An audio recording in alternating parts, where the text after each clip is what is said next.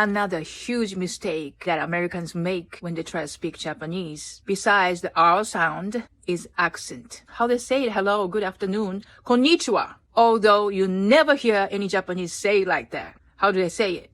Konnichiwa. But no, Americans just ignore it. They just put their own American accent. But they don't care, right? I'm trying to learn Spanish and Italian, but I don't try to put my own Japanese accent or even English accent. I will try to listen to how they say it.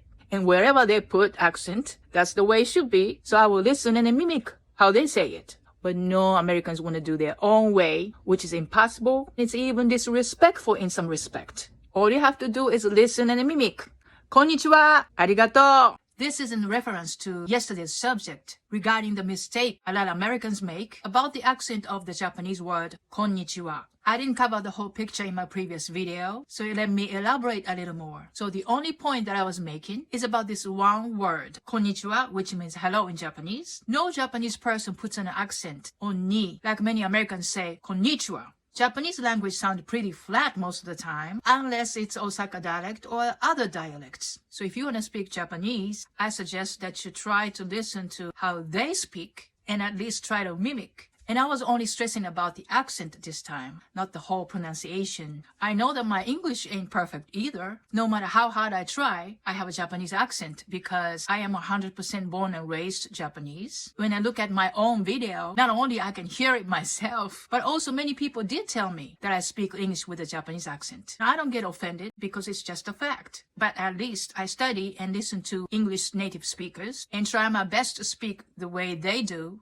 according to the English system, because every language has a different system and structure. And this should apply to any foreign language that you're trying to study for that matter. But I heard so many Americans say konnichiwa with a huge smile and confidence. I can tell that they just look at English alphabets and pronounce them just like American English. And to us, it sounds kind of a bit ridiculous when we hear it, but no other Japanese would bother to tell you so. I was just giving the real facts, but nobody else would otherwise tell you. I say Americans because, especially those who speak Latin languages, or Africans and some other languages in the world, have more similar vowels and accents to Japanese than American English, so I rarely hear the same mistakes from them. And you can't really blame Americans for that. When Americans sees the alphabets, they will naturally tend to pronounce in an American way, but they are actually written as Roman letters, which comes easy for Latin language speakers. So that's the confusing part for Americans when they try to read Japanese written in alphabets. That's the biggest reason why I always recommend not reading or writing Japanese using English alphabets,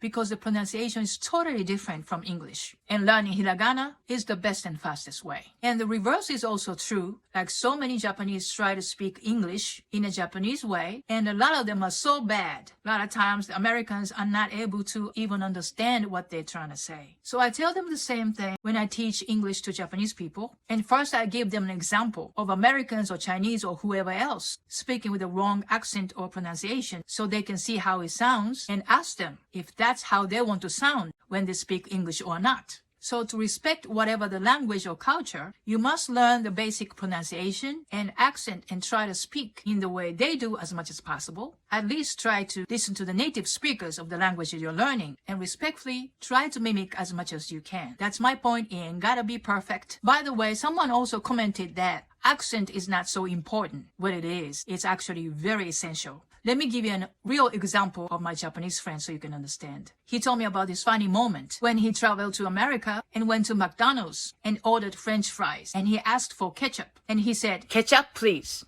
And the clerk goes, "Huh? Ketchup, please." "Huh? Ketchup, please." "Huh? Oh, ketchup."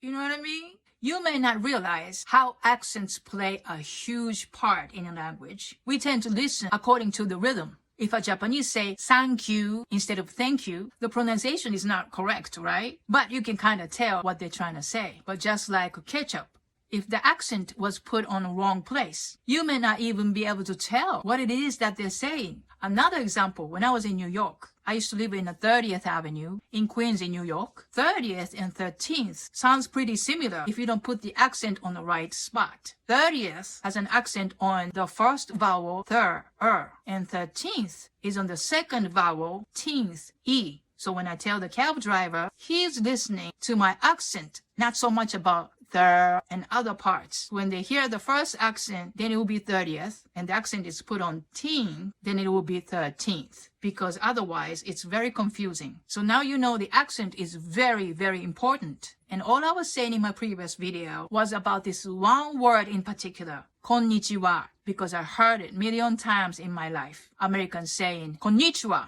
That must be the first word that they learn to many Americans. And like I said, to us, it really sounds awkward. But nobody's going to tell you. So I'm telling you, please try to listen to how Japanese say first and try to mimic as much as you can. Make it straight, like konnichiwa. And I say the same thing to Japanese when they try to speak English. Thank you for listening. Arigato.